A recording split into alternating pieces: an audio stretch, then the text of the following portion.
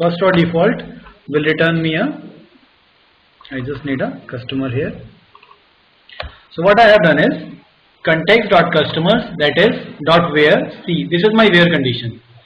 Okay, so the query that will go into the database, that will be fired into the database, will be now select star from customers where customer ID is equal to whatever customer ID I have passed. So this is the query that will be fired.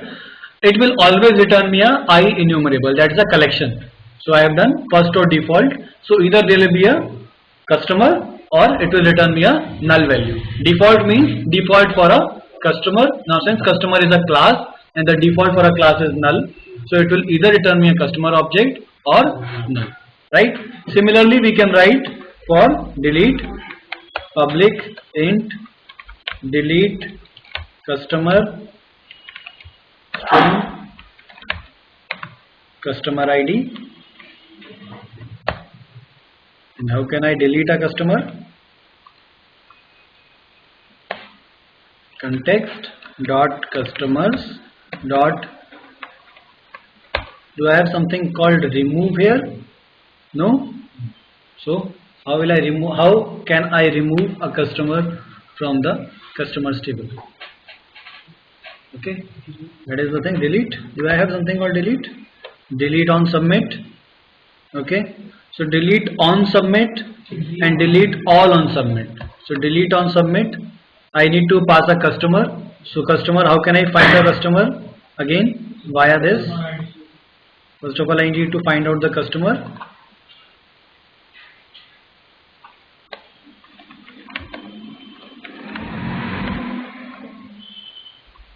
So this is my customer and this is how I can delete it. What will it return? It will return me void. So the let's data type will be void. This is the delete customer. Similarly you can write update customer and all. We have all the methods there. We have delete, insert. Okay, you can see the insert method. Similarly we can have, we don't have union. What you can do is you can replace your customer object with the new one. Okay, so this is how you can. One thing that you can see is delete on submit. There are a lot of extension methods that came up with because of system.link that has been added with 3.0. So link provides you a lot of extension methods. Okay, so we have delete on submit, delete on all on submit, and we have insert and insert all. Similarly we have select many. This is for this is given to you by link. So right now we have inserted it. Okay, so that's clear. So these are just the basic things. You can carry on and writing your data access layer, but since it's just a one-off concept, I just wanted to show how the things work. So let's stop the customer del here only. But the problem with this approach is customer is defined as my data access layer. It can have n number of properties. So what my approach was, I don't want to return all the properties. I just want to pass only the x number of properties out of my data access layer. Rest should stay behind the del for security reasons or whatever reasons, right? So for that what I need to do is, in my DTO class,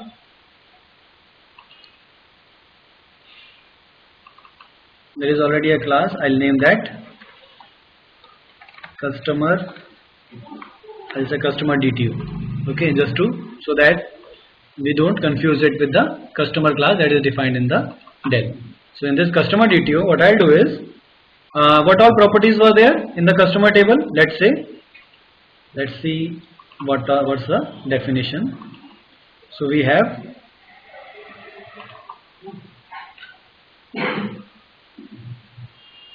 customer ID, nchar which is string, company name, contact name, and let's say customer ID, address and city. Three things I want, all are of type string.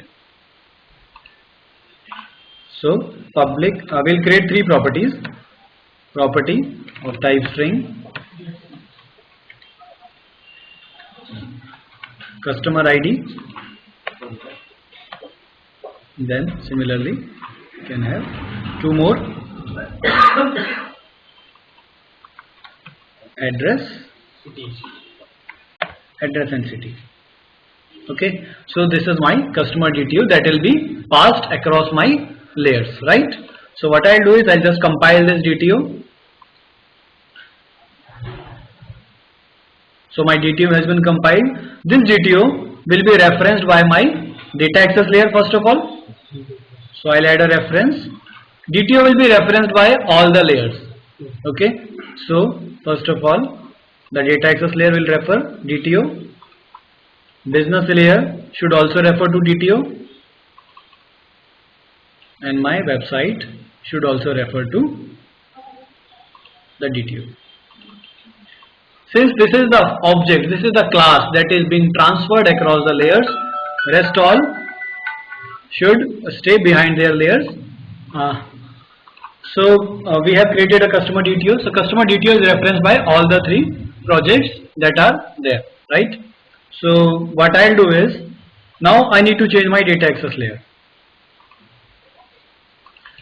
Right now what I am doing is I am returning a list of customer, but I need to return list of customer del. So whatever information I need to pass, that will be passed via, that will be customer del. Internally, if I want to delete customer, I can use customer, but whatever goes outside this layer will be only customer del. Nobody outside this class should know about customer, right? So is that right? Is that correct? Okay. So nobody outside data access layer should know whether a customer class actually exists, right? That's for security reasons. Okay. Security, and more so because I don't want to expose all the properties outside my del, just a few that I want. So this is the customer del. Now what I have to do is I have to do some mapping. I'll create a customer del object. So what I'll do is okay, let's do it link way. Context dot customers dot select. Okay. Okay, like how can I write that? I mean, is there a easy way to return a list of customer del from customer? Okay. Should I write something like from cin context dot customers select new customer del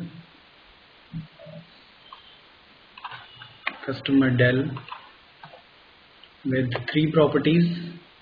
What are the properties? Customer ID. Why is it not showing customer ID?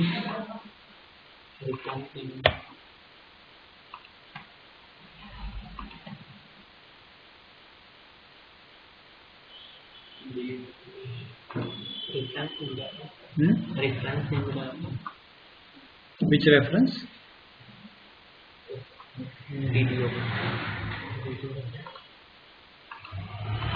So this is select new customer DTO. This is the namespace for it, and customer ID is equal to c dot customer ID, comma address is equal to c dot address, comma what is the third? City. City is equal to c dot city. So this is what I have to write, but what this will return to me is IEnumerable dot to list. I need to return this list. Okay, what error it is throwing? Cannot convert expression generic list to return type generic list of del. So there was DTO.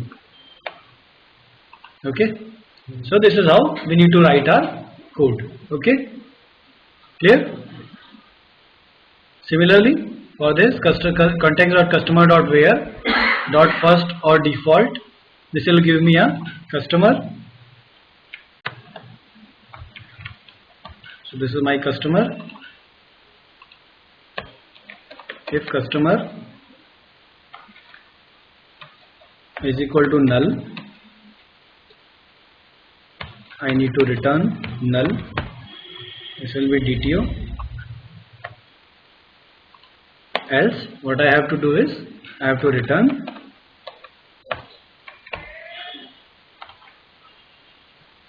new customer DTO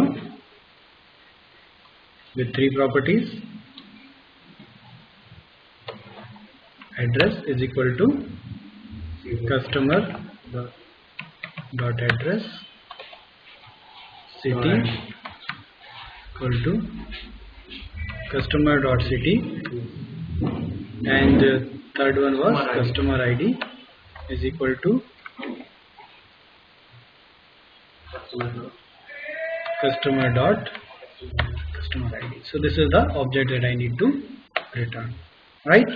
So this is how what I have done is I have mapped my customer class to customer DTO. Now I need to write a lot of code here. So there are some components already written which are called automappers. Automapper will automatically map your Del class to the DTO class, so you don't need to write the code every time. Okay, is it clear now? So whatever goes outside my Del will be the DTO. Okay, but let's check out the DBML and let's check out the access modifier for this customer class. This is public. So if it is public, whoever references the Del class will have access to this customer class as well. This is customer demo. All the classes are public right now. I want all the classes to be invisible outside my assembly. How can I do that? So let's try with the DBML. I'll just select all, right click, properties. Let's see if there is an easy way out. So can you see something here? Access modifier, protected, internal. So all the classes will now be internal. That means they won't be accessible outside. This has not updated yet.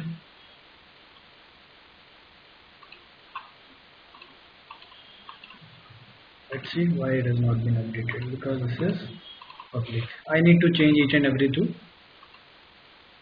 internal. And can I do a select all, properties, access modifier, internal? Yeah, that should work. I'll save it and go to the designer, and all the classes have become internal now, so they won't be visible outside my data access layer, right? Is that fine? Okay, so what I have done till now is I have created a DTO. My data access layer is getting data from database, but instead of returning those classes, those Del classes, it is returning me data transfer objects. Okay, right? So now next thing is my business layer should refer my data access layer. Okay, since I don't have direct access to my data access layer, that will only be done by a business access layer. Remember we added a reference to business layer in my website. Okay, so website references business layer. Okay, business layer references the data access layer, and what objects will flow between those layers is data transfer objects, right? So what I'll do is in business layer, the simple